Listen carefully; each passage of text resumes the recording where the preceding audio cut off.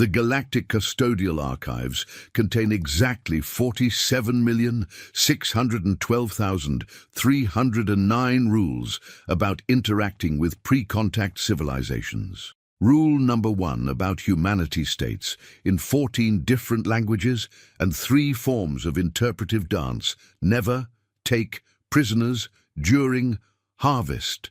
Nobody reads rule number 1. Krelzix Tabornathon the 16th had been filing incident reports for the Galactic Custodial Archives for 342 years. His office, located in sub-basement 73 of the administrative nexus on Bureaucracy Prime, smelled perpetually of recycled air and crushing disappointment. The walls were the color of depression mixed with beige. His desk was a monument to tedium, covered in datapads that blinked with the urgency of paint drying. He was, by every measurable standard, exactly where the universe wanted him to be. On the morning of October 1st, Earth Standard Time, though Krelzix had no concept of what October meant or why it should matter, he received a notification that made his third eyelid twitch. Fleet Commander Vexthron Hellscourge the Annihilator had submitted a requisition form for a harvesting operation on Sol 3, colloquially known as Earth, scheduled for the 31st day of the 10th month. Krelzix stared at the form for 17 minutes. Then he pulled up humanity's file. The file for humanity was 4,000 pages longer than any other species file in the entire archive. This was unusual. Most species got a neat 2-page summary: atmospheric composition, protein structure, recommended stunning voltage, estimated meat yield per kilogram of body weight. Humanity's file started with a cover page that simply read, in bold red letters, "Seriously, read the entire file. All of it.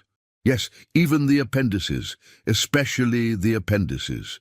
Krelzix had read it multiple times. He'd even read Appendix 7, which was just a list of reasons not to engage humanity during their various seasonal observances, cross-referenced with incident reports from 6 different galactic cycles, 3 extinction-level events, and 1 case of spontaneous religious conversion among a previously atheistic species who'd been so traumatized they'd invented a god just to have someone to pray to.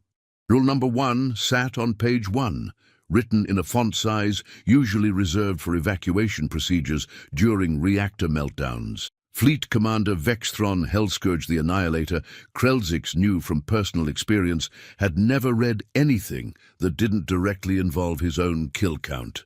Krelzix did what any reasonable bureaucrat would do when faced with imminent catastrophe. He filed a formal objection, routed it through the proper channels, attached all relevant documentation, including the 4,000 pages and 7 appendices, and then went to lunch. The cafeteria on Bureaucracy Prime served a protein paste that tasted like regret, with hints of administrative oversight. Krelzix ate it slowly, savoring the familiar flavor of institutional mediocrity, while mentally composing the incident report he'd inevitably have to file in approximately 30 Earth days. He already had a title picked out: "We Told You So, Comprehensive Edition." Vexthron Hellscourge the Annihilator was exactly the kind of person who added "the Annihilator" to his own name. He stood 9 feet tall, had 4 arms ending in claws that could rend titanium, eyes like burning coals, and a voice that sounded like gravel being fed through a meat grinder. His ship, the Inexorable Doom, was shaped like a serrated dagger and painted the color of dried blood because subtlety was for species that didn't have 4 arms. He'd been harvesting pre-contact civilizations for 73 years with a success rate of 100%. His technique was simple, elegant, and remarkably effective. Show up, look terrifying, activate the paralysis field, collect the specimens, leave. The entire operation typically took 4 hours, start to finish. He'd perfected it to an art form. When Krelzix's objection arrived on his command deck, Vexthron read the first sentence, which was, Respectfully requesting reconsideration of harvesting operation on Sol 3, scheduled for October 31st, due to rule number 1 regarding seasonal complications. He deleted it. Seasonal complications, Vexthron roared to his second-in-command, a nervous creature named Fleabix, who had the unfortunate job of agreeing with everything Vexthron said. These bureaucrats think weather is going to interfere with my operation. Absolutely absurd, Commander, Fleabix agreed, his voice climbing 3 octaves higher than usual. Weather is no match for the inexorable doom. Humans are barely sentient. I've seen the reports. They still use wheels for transportation. Wheels! They haven't even figured out proper gravitational manipulation. Primitive. Laughably primitive, Commander. And this paper pusher thinks I should be concerned about what? Autumn, leaves falling, a slight chill in the air. Fleabix, who had actually skimmed the attachment and seen the words "Never take prisoners" in very large, very bold font, wondered briefly if he should mention it. Then he looked at Vexthron's face, calculated his life expectancy if he disagreed, and said, "Preposterous. Absolutely preposterous, Commander. Set course for Earth. We leave in 3 weeks. I want the full harvesting crew ready. This is going to be the easiest collection of my career. I'm thinking we grab a few hundred specimens, run the standard tests, and I'm back in time for the quarterly Conquerors Gala." "Brilliant plan, Commander." Vexthron smiled, revealing teeth that had been specifically sharpened for intimidation purposes. "Humans. I've seen their films, their entertainment. They're terrified of the dark. Can you imagine? We show up at night, hit them with the paralysis field, and they'll be so scared they'll probably faint before we even start collecting. This is going to be target practice." Fleabix laughed, though it sounded like a small animal choking. Neither of them noticed that the date they'd selected was highlighted in humanity's file in a color the database designated as "Oh dear God, no." The inexorable doom dropped out of hyperspace on October 31st at precisely 6:47 p.m. Eastern Standard Time, in a low orbit over North America. Vexthron stood on his command deck, arms crossed all 4 ways, looking every inch the terrifying predator he'd spent 7 decades becoming. "Initiate scanning sequence. I want residential zones with the highest population density. We'll start there. Maximize efficiency." The scanner operator, a blob-like creature named Gorthix, peered at his readouts with his 17 eyes. "Commander, I'm detecting unusual activity planetside." "Define unusual." "Well, sir, there appear to be small humans, moving in organized groups through the streets. They're wearing some kind of... I don't know how to classify this, sir. One appears to be dressed as a medical professional. Another is wearing what looks like a death shroud. And that one appears to be... Is that supposed to be US, sir?" Vexthron stomped over to the view screen. Below, clearly visible through the ship's magnification systems, groups of small humans were indeed moving door to door through residential areas, carrying containers and wearing elaborate costumes. "What in the name of the void are they doing?" "I believe..." Gorthix consulted his database, which had not been updated with humanity's full file, because that would have taken 3 weeks to download. "I believe they're called children, sir, juvenile humans, and they appear to be demanding tribute from dwelling to dwelling. The adults are giving them offerings, sir, voluntarily." Vexthron stared. "They're conducting raids? The children? Without weapons?" "It appears so, Commander. And, sir, the dwellings themselves, they're decorated with symbols of death and violence. Simulated corpses hanging from structures, carved vegetables with fire inside. Representations of our species' anatomical structure displayed as ornamentation." Fleabix, who had been quietly having an anxiety attack in the corner, whispered, "Commander, perhaps we should..." "Perhaps we should what?" Vexthron spun on him. "Run away from children, from decorations. This is clearly some kind of a cultural display, a festival. They're celebrating. This is perfect. They're all distracted, grouped together, completely vulnerable." "But, sir, the file said..." "I don't care what the file said. Look at them. They're wearing costumes, playing games. This is a species that thinks hanging fake skeletons is entertainment. Deploy the harvesting teams. Start with Residential Zone 773, the one with all the decorated dwellings, maximum specimen collection. I want at least 200 humans aboard this ship within the hour. Gorthix and Flibix exchanged glances. Somewhere in the galactic custodial archives, Krelzix Tibornathon the 16th felt a disturbance in the bureaucratic force, like 1,000 rules being violated simultaneously. "Deploying teams now, Commander," Gorthix said quietly. The harvesting teams descended on the suburb of Maplewood Heights at exactly 7:32 p.m. There were 12 teams of 4 soldiers each, all equipped with paralysis weapons, containment fields, and enough firepower to subjugate a small moon. They'd done this hundreds of times. The procedure was simple, efficient, foolproof.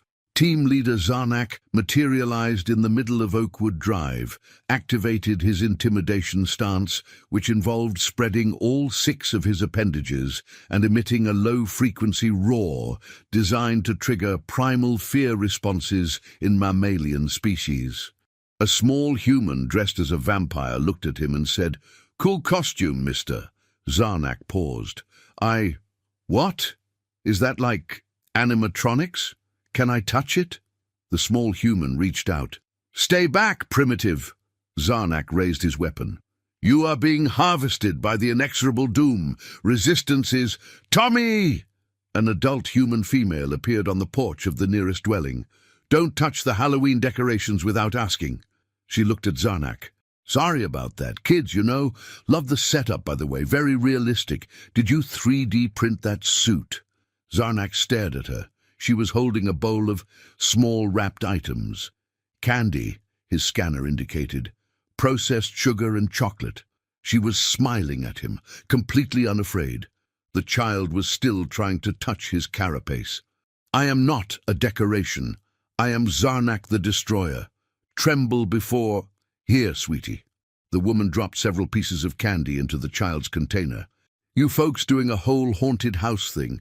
That's ambitious for a Tuesday. Your group should coordinate with the Hendersons down the street. They've got a whole graveyard set up.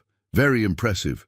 Team 3, led by Morglax the Eviscerator, was having similar difficulties 4 houses down. They'd activated their paralysis field, which should have frozen every human within a 50-meter radius in place, unable to move or speak.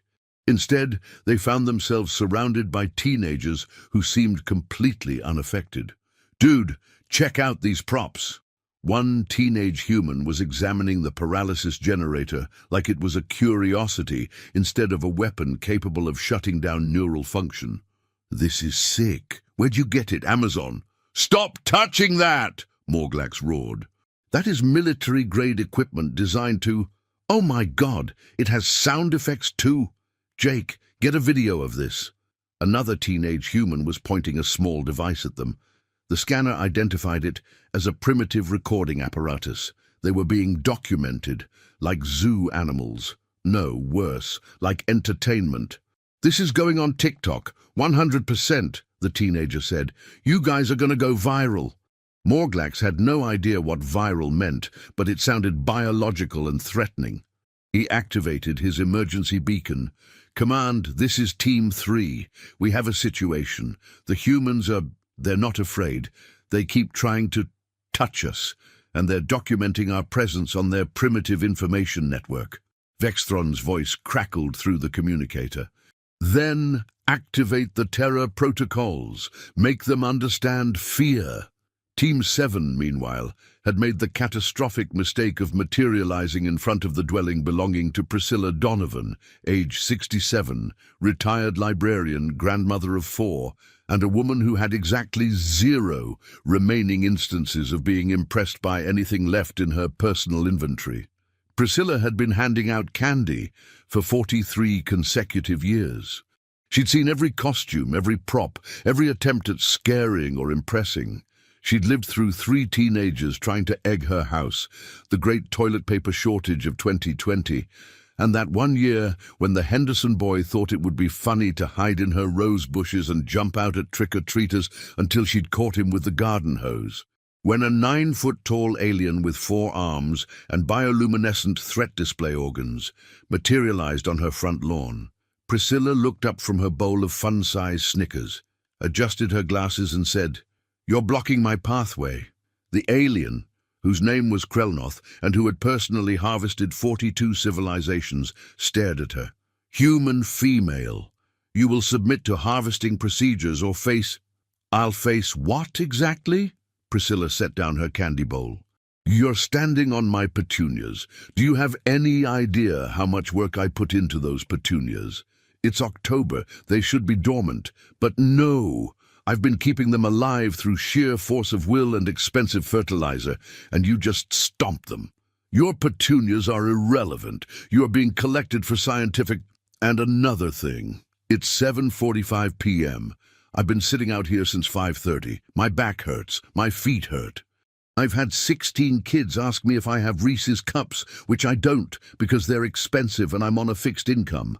And now you show up with your—" She gestured vaguely at his entire being.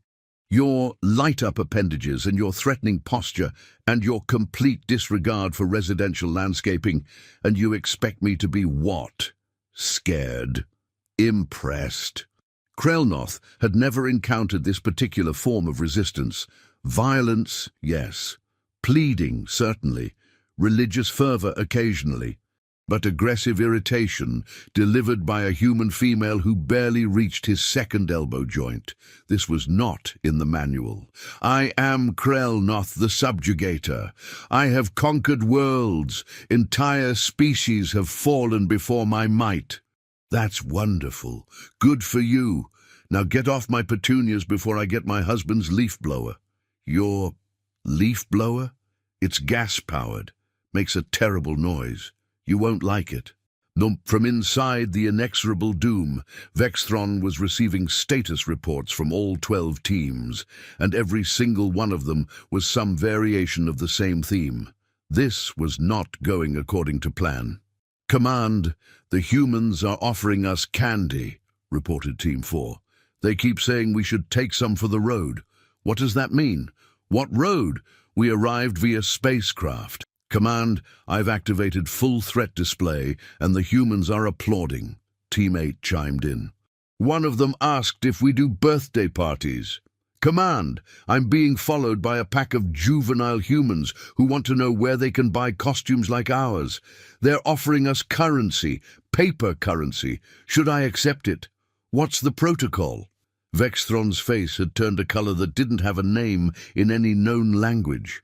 It was somewhere between purple, red, and the shade of a supernova about to explode. "Enough. All teams, forget subtlety, forget the paralysis fields. Just grab humans and bring them to the transport beams. Now." Team leader Zarnak received this order with some relief. Finally, direct action. He reached out with both primary arms toward the nearest human, a teenage female dressed as something called a witch, and attempted to physically grab her. She screamed. For exactly 0.3 seconds, Zarnak thought he'd finally produced the appropriate fear response. Then he realized she wasn't screaming in terror. She was screaming in anger. "Did you just grab me? Did you seriously just put your hands on me without consent?" The teenage human had gone from mildly amused to absolutely furious in the span of a single heartbeat. "Jake, this creep just grabbed me." The teenage male named Jake, who had been filming everything, immediately pivoted. "Yo, not cool, man. You don't touch people." Within seconds, Zarnak found himself surrounded by approximately 15 teenage humans, all of them shouting variations of "not okay," "call the police," and several terms he didn't understand but which sounded very aggressive. One of them was indeed calling someone on their primitive communication device. Another was live streaming the entire encounter. "I am attempting to harvest you for—" "I don't care what your roleplay scenario is, dude. You don't put your hands on anyone. Someone get the cops." Team 9, operating 3 streets over, tried a different approach. They activated their containment beam, which was supposed to immobilize humans and transport them directly to the ship. The beam was calibrated for terrified, passive subjects. They had not calibrated it for Gerald Henderson, age 52, who'd had exactly 3 beers, was dressed as a pirate, and was in the middle of explaining to his neighbor Doug why the Dallas Cowboys were absolutely going to make the playoffs this year, no matter what Doug's statistics said. The containment beam hit Gerald mid-sentence. Gerald looked down at the glowing energy field surrounding his body, looked up at the alien spacecraft hovering overhead, looked back at Doug. "Are you seeing this, Gerald? I think those might be actual aliens, right? I told you there was weird stuff happening. Did I not tell you about the lights I saw last month?" The containment beam began pulling Gerald upward. His wife, Martha, came running out of the house. "Gerald, put him down. He hasn't finished the gutters yet." Gerald was floating approximately 15 feet in the air now, still clutching his beer.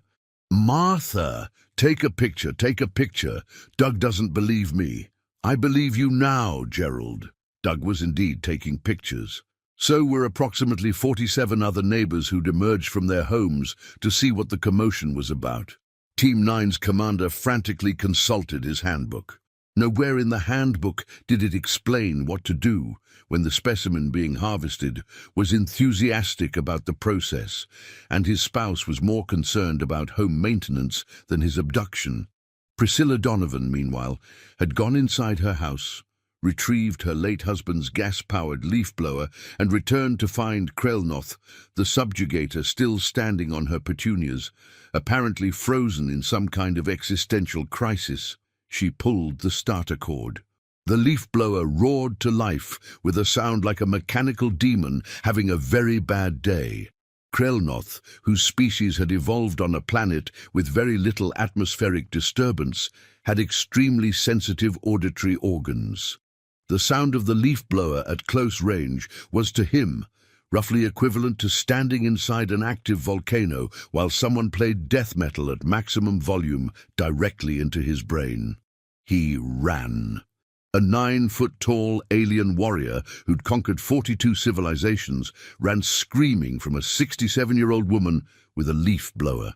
Priscilla watched him go, nodded with satisfaction, shut off the leaf blower, and returned to her candy bowl.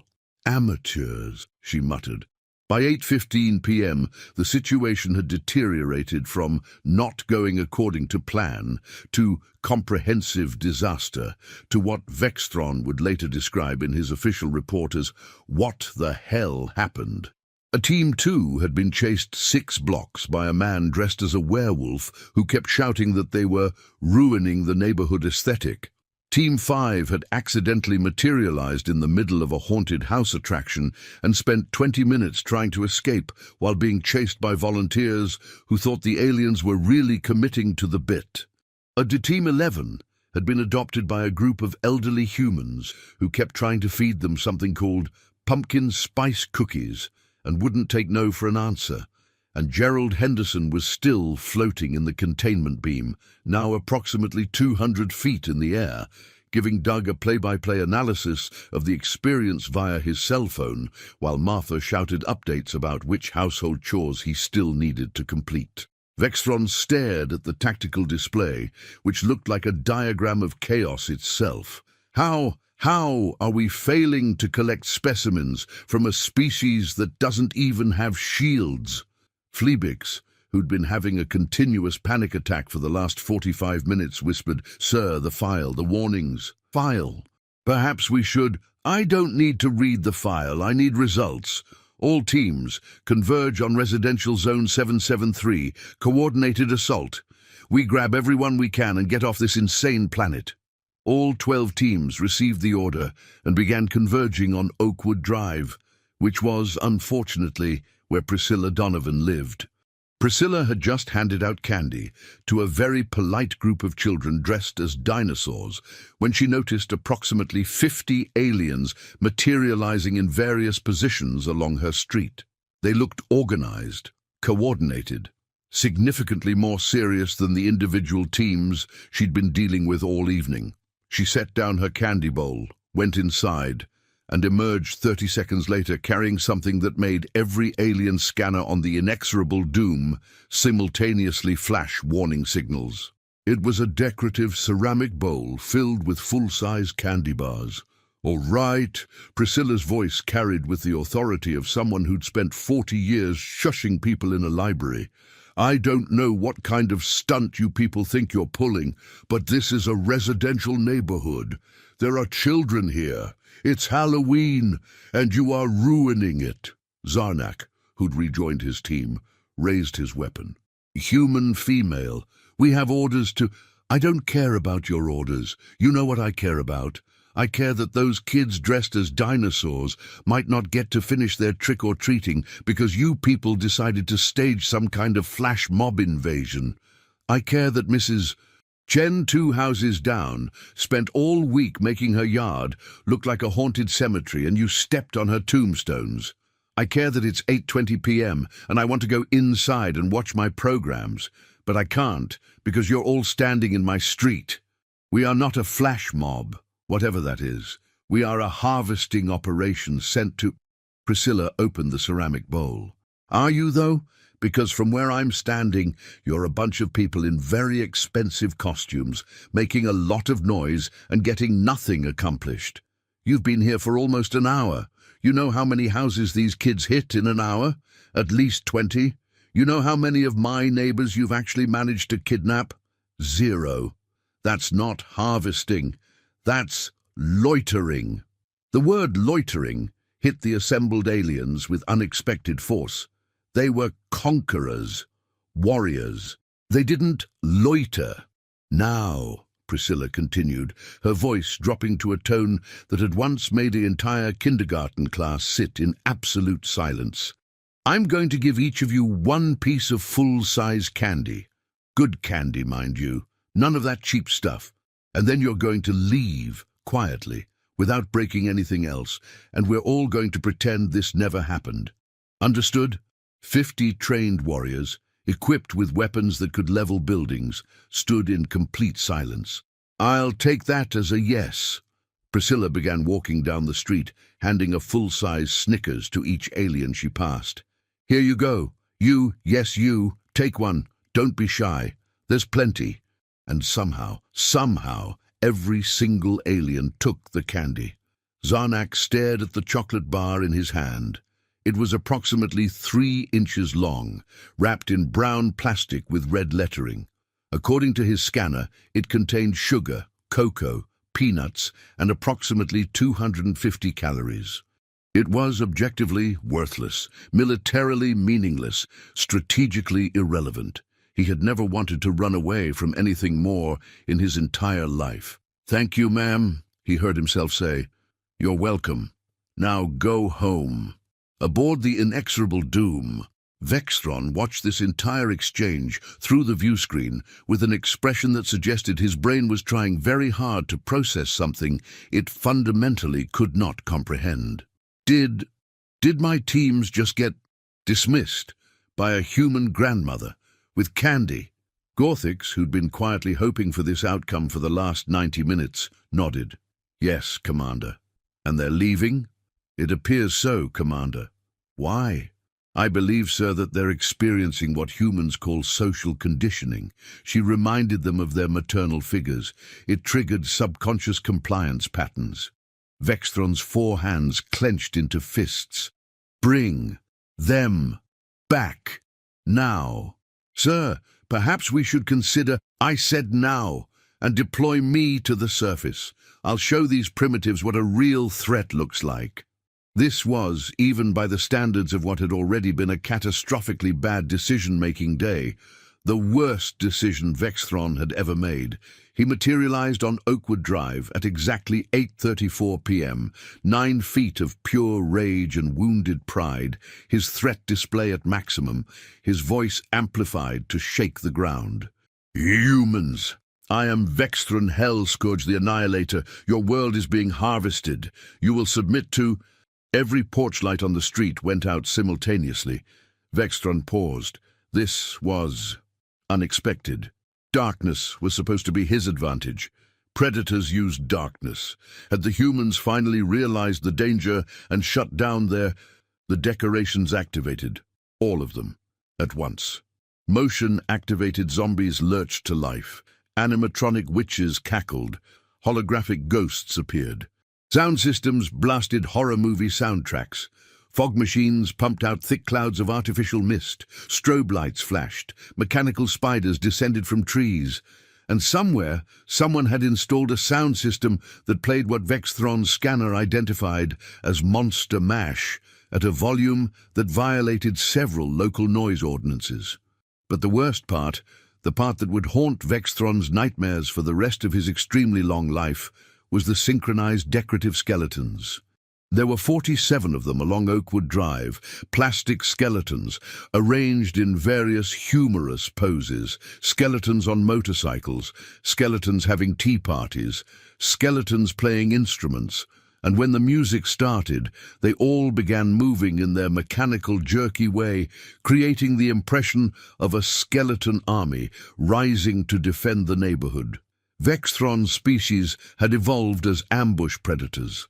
Their instincts were finely tuned to assess threats based on movement, numbers, and aggressive display. What they saw in front of them was 47 humanoid figures, presumably the skeletal remains of defeated enemies, reanimated and synchronized in what could only be interpreted as a war dance. The humans had weaponized their decorations. "Retreat!" Vexthron's voice cracked. "All teams, retreat to the ship! Abort! Abort the mission!" He didn't wait to see if his orders were followed. He activated his personal transport beam and disappeared in a flash of light.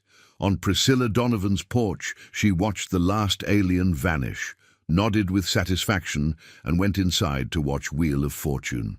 The inexorable doom broke orbit at 8:47 p.m. All teams accounted for, 0 specimens collected, morale at an all-time low, and approximately 50 full-size candy bars distributed among the crew who'd been on the ground. In the command center, Vexthron sat in his chair, which had been specifically designed to make him look imposing and powerful. Now it just made him feel small. Around him, his crew worked in absolute silence. Nobody wanted to be the first to speak. Finally, Fleabix, demonstrating a courage he didn't know he possessed, said, "Commander, we should file the mission report." "No, sir. It's required by Galactic." "No. We are not filing a report that says we were defeated by decorations and a grandmother with a leaf blower. We're going to return to base. We're going to tell them there were unexpected complications, and we are never speaking of this again." "But, sir, the regulations..." "Regulations can bite my lower appendage. Do you understand what will happen if we file an accurate report? We'll be laughed at for the rest of our careers. Oh, there goes Vexthron, the great annihilator, who got chased off by lawn ornaments. No, this didn't happen. We were never here." Gorthix, who'd been the one actually operating the scanners and had therefore seen everything, cleared his throat. "Commander, there is one small problem with that plan." "What?" "The humans. They documented everything. Their information network. They call it the Internet. Every team's encounter was recorded on multiple devices. It's already being distributed, globally. I'm detecting millions of views already. They're making what they call memes, sir." Vexthron's threat display activated involuntarily. "Show me." Gorthix pulled up the human internet on the main view screen. The first image that appeared was a freeze frame from one of the teenagers' videos. It showed Zarnak mid-roar, with his arms spread wide and his mouth open in what was meant to be a terrifying display. The human had added text, "When you forget it's Halloween and show up to the party too early." Below it, the view count read 4.7 million views. The next one showed the moment Gerald Henderson had been floating in the containment beam, still holding his beer. The caption read, "This is fine." 7.2 million views. The third showed Priscilla handing out candy to the assembled alien warriors. Someone had added text that read, "Local grandma defeats alien invasion with full-size Snickers bars." 12.4 million views. Vexthron stared at the screen for a very long time. Then, in a voice that sounded like it was being produced by someone whose soul had left their body and was now operating on autopilot, he said, "Set course for Bureaucracy Prime." "Sir? We're going to the Galactic Custodial Archives. I need to read a file." The trip to Bureaucracy Prime took 6 days. During those 6 days, the footage from Halloween night on Earth spread across the human internet like a particularly aggressive virus. It jumped from Earth's local networks to the broader galactic information systems through channels nobody quite understood, but which seemed to involve something humans called VPNs and hacking, and because we felt like it. By the time the inexorable doom limped into orbit around Bureaucracy Prime, the footage had been viewed approximately 800 million times. There were compilation videos, analysis videos, reaction videos. Someone had set the whole thing to yakety sax, and that version alone had 200 million views. Zarnak had become what humans called a reaction GIF. Gerald Henderson had been interviewed by every major news network and had used his 15 minutes of fame to promote his small business selling custom gutters. Priscilla Donovan had been offered her own reality show, and Vexthron Hellscourge the Annihilator was now primarily known by his new human-given nickname, Skelly Scared Steve. Krelzik's Tabornathon the 16th was having a very unusual day. In 342 years of filing incident reports, he had never, not once, had someone voluntarily come to his office to ask for information. People avoided his office. His office was where careers went to die slowly, buried under paperwork and bureaucratic procedures. So when Fleet Commander Vexthron Hellscourge the Annihilator walked through his door, ducking to avoid hitting his head on the frame designed for smaller species, Krelzix nearly dropped his datapad. "I need to read the file on humanity," Vexthron said without preamble. "All of it, every page, every appendix." Krelzix blinked all 3 of his eyes in sequence. "Sir, I submitted the file to you 30 days ago with your mission briefing." "I know. I didn't read it. That was a mistake. I would like to read it now." "Sir, the file is 4,073 pages. I'm aware. I have time." Krelzix pulled up the file on his largest datapad and handed it over. "Sir, if I may ask, what happened? Your mission report hasn't been filed yet, which is technically a violation of protocol, but given the unusual circumstances that I've been reading about on the galactic information networks..." "You've seen the videos." "Everyone has seen the videos, sir. There's a betting pool in sub-basement 47 about when you'll change your name." Vexthron's jaw clenched. "Just give me the file." He sat down in a chair that was far too small for him, holding a datapad that looked like a toy in his massive hands, and began to read. Page 1. Rule number 1, never take prisoners during harvest. He kept reading. Page 17 contained the first incident report, dated 847 Earth years prior. It described an attempted harvesting operation on October 31st by a species called the Vragoth Collective. The report was filed by Supreme Commander Thraxilon the Merciless. It was 300 pages long and written in what could only be described as all caps screaming. Vexthron read it twice. Then he read it again. "This can't be real," he muttered. Krelzix, who was pretending to work on other files but was absolutely listening to every word, said, "Oh, it's real, sir. Cross-referenced with medical reports, psychological evaluations, and 3 separate independent investigations. The Vragoth Collective no longer exists as a unified government. They fractured into 17 different factions after that incident. Half of them converted to pacifism.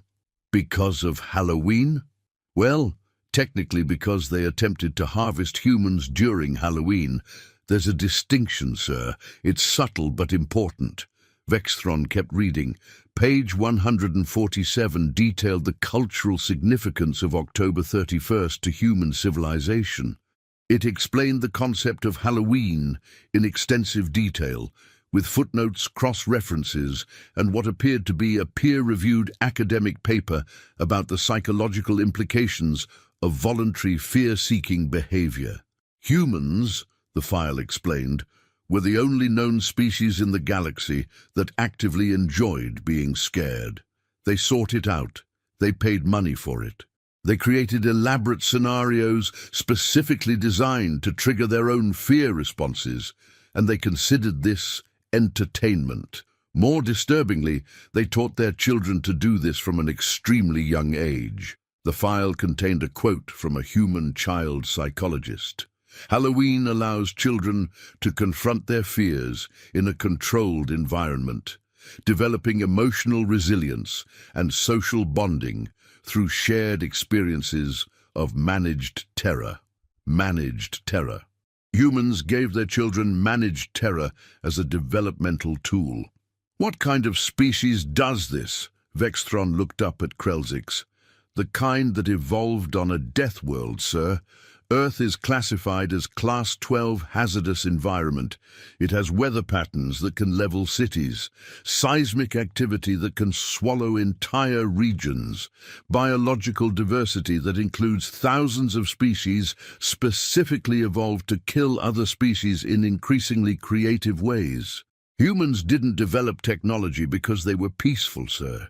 They developed it because their planet was actively trying to murder them on a daily basis, and they got really good at not dying. But the decorations, the skeletons, they display the remains of their dead as ornamentation. Krelzix nodded. Page 206, sir. Humans have what they call gallows humor. When faced with mortality, they make jokes about it. It's a coping mechanism. The decorations aren't threats, sir. They're humans laughing at death, because if they didn't laugh, they'd spend their entire existence in existential terror, and that's not evolutionarily advantageous. Vexthron read page 206, then 207, then the entire next section, which was titled Why Humans Think Death is Funny and Why You Should Be Concerned About That. The more he read, the more a horrible understanding began to dawn. Humans weren't fearless. They were covered in fear. Their entire planet was designed to kill them in hundreds of different ways. They had predators, parasites, diseases, natural disasters, and apparently, at one point, they'd nearly driven themselves extinct at least 3 times through various combinations of stupidity and bad luck. But instead of developing into a species paralyzed by terror, they'd somehow weaponized it. They'd turned fear into entertainment, into art, into a holiday that they celebrated by choice, by dressing their children in costumes and sending them door to door to demand candy from strangers. It was the most aggressively insane cultural adaptation Vexthron had ever encountered. And Halloween, the file explained in bold red letters on page 312, was when this cultural adaptation reached maximum intensity. On Halloween, humans expected to be scared. They wanted to be scared. They'd spent the entire month preparing to be scared. They'd decorated their homes, watched horror films, told scary stories, and psychologically prepared themselves for managed terror. So when actual aliens showed up trying to actually terrify them, the humans thought it was part of the entertainment. "Oh no," Vexthron whispered. "You're getting to the good part, sir," Krelzix said. Page 313 contained a detailed psychological analysis written by someone with 17 different academic credentials. The summary paragraph read, "Attempting to frighten humans on October 31st is the equivalent of entering a martial arts tournament and discovering your opponent has been training specifically for this exact scenario for the past 30 days. They are ready. They are excited. You cannot win. Do not try." On page 314 began the section titled The Thraxilon Incident, a comprehensive case study in why this is a terrible idea. Vexthron read and read and read. Supreme Commander Thraxilon, the Merciless of the Vragoth Collective, had been, according to all available records, one of the most effective military commanders in galactic history. He'd conquered 47 star systems. He'd subjugated 12 different species. His success rate was 99.7%. On October 31st, 847 Earth years ago, he'd led a harvesting operation on Earth with a force of 5,000 warriors, 17 capital ships, and enough firepower to glass a continent. He'd scheduled the operation to begin at midnight precisely because he'd calculated that catching humans while they were sleeping would minimize resistance. What Thraxilon didn't know was that on Halloween, humans didn't go to sleep at midnight. That's when the parties were starting. The Vragoth forces materialized in the middle of Times Square in New York City, which at that moment contained approximately 50,000 humans in various states of costume, inebriation, and celebratory chaos. The humans saw 5,000 aliens materialize in the middle of their Halloween party, and they cheered. They thought it was the best special effect they'd ever seen. They tried to take pictures with the aliens. They asked where they'd gotten their costumes. They offered the aliens drinks. Several humans attempted to dance with the Vragoth warriors, who were roughly 8 feet tall and covered in chitin plates. Thraxilon, standing in the middle of Times Square, surrounded by thousands of celebrating humans who were treating his invasion force like entertainment, made the same decision Vexthron had made. He ordered his troops to start grabbing humans by force. The humans stopped celebrating.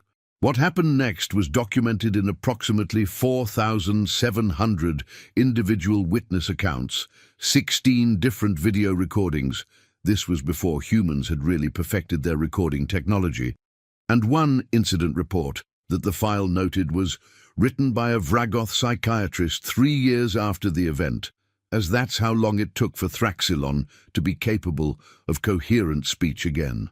The humans, who moments before had been friendly and welcoming, transformed. They'd been prepared for horror. They'd been expecting monsters. They'd psychologically geared themselves up for fear and terror and managed threats. When the Vragoth grabbed them, when the threat became real, all that preparation, all that cultural adaptation to living on a death world, all that practice at confronting fear, it didn't make them more scared. It made them angry. 50,000 humans, many of them wearing costumes that made them look like monsters, turned on 5,000 alien warriors. And the humans won. They didn't have weapons. They didn't have technology. They had alcohol, improvised clubs. The file noted that a traffic light pole had been used with devastating effectiveness, and 800 years' worth of pent-up frustration at living on a planet that was constantly trying to kill them. The Vragoth retreated after 17 minutes. They left behind 347 soldiers, all of whom were rescued by human emergency services and treated for their injuries because, as one human paramedic was quoted as saying, "Yeah, they tried to kidnap people, but they're still hurt, and we're not monsters." Thraxilon the Merciless spent the next 6 years in psychiatric care. The Vragoth Collective issued a formal apology to humanity, paid reparations, and added Rule Number 1 to the Galactic Custodial Archives with a note that read, "Seriously, we mean it, don't." Vexthron finished reading the incident report at 2:47 a.m. station time. He'd been reading for 16 hours straight. His eyes hurt, his brain hurt. His pride had been dead for several days now and was currently being used as decorative ornamentation somewhere in his psyche. "They lost," he said quietly. 5,000 warriors against primitives with no technology, and they lost. "Yes, sir. Because of a holiday." "Yes, sir. A holiday about being scared." "Yes, sir." Vexthron set down the datapad. "What is harvest to humans?" "The file keeps mentioning it but never explains it." Krelzix pulled up a supplementary document. Harvest, in human terms, refers to the autumn agricultural cycle. It's when they collect their food crops. It's associated with abundance, preparation for winter, and survival. Halloween specifically is believed to have originated from ancient human cultures that marked the end of harvest season and the beginning of winter. They believed the barrier between the living and dead was thinnest on that night. So when we said we were harvesting them, you told them you were collecting them like vegetables, sir. During the one night of the year they've spent thousands of years believing is when the dead walk among the living. Krelzix paused. In retrospect, the metaphor was perhaps not ideal. And this happens every year? Yes, sir. October 31st, Earth Standard Time, annually. It's one of their most widely celebrated holidays. Billions of humans participate in some form.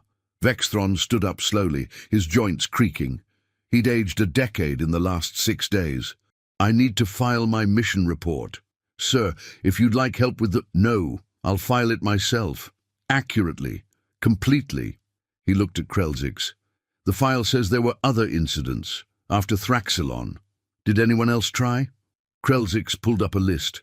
17 separate attempts over 847 years, sir. None successful. The file keeps getting updated, but nobody reads it. Well, almost nobody. Why do they keep trying?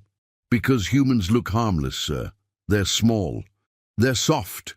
They don't have natural weapons. On paper, they're one of the most vulnerable species in the galaxy.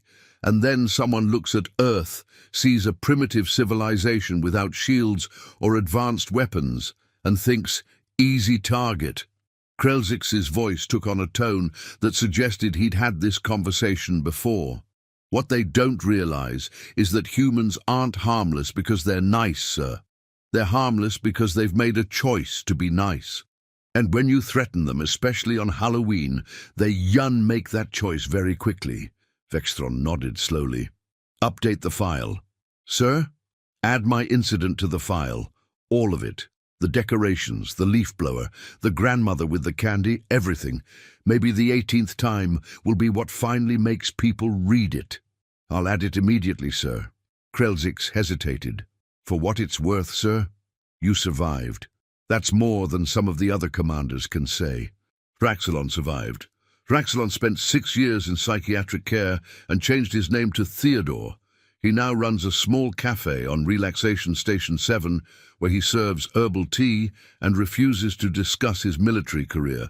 I'm told his scones are excellent. Vexthron left the office without another word. The mission report filed by Fleet Commander Vexthron Hellscourge, the Annihilator, was 173 pages long. It was detailed, thorough, and brutally honest. It described every mistake, every miscalculation, every moment of catastrophic failure. It included transcripts of communications, scanner logs, and approximately 15 separate instances where Vexthron wrote some variation of, I should have read the file. The report concluded with a section titled Recommendations for Future Operations that consisted of a single sentence. Do not attempt to harvest humans during Halloween. He submitted the report at 4:23 a.m.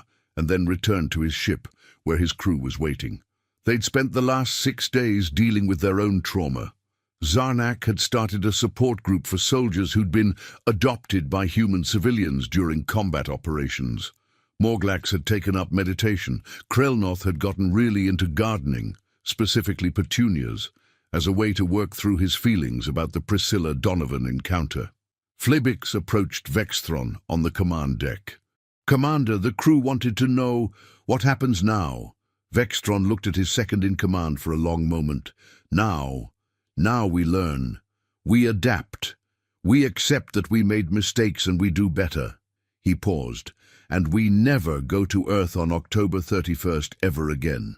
Understood, sir. Also, I'm changing my name, sir. I can't be the Annihilator anymore. Not after being chased off by decorative skeletons. It's not accurate. What will you choose instead, sir? Vexthron thought about this for a very long time. Vexthron the Educated. It's less impressive, but at least it's honest. The inexorable doom left Bureaucracy Prime later that morning. Its crew was diminished in pride, but significantly improved in wisdom. They would go on to have relatively successful careers in the galactic military, though none of them ever volunteered for Earth operations again, and they all developed a peculiar fondness for chocolate that their commanding officers found baffling. Gerald Henderson sold enough custom gutters in the 6 months following his viral fame to expand his business into 3 new states. He kept the containment beam scar as a conversation starter. Martha Henderson made him finish the gutters before he did any media appearances. Priscilla Donovan declined the reality show, went back to her normal life, and planted new petunias in the spring. They grew beautifully, possibly because she fertilized them with a combination of expensive plant food and the residual satisfaction of having defeated an alien invasion with a leaf blower.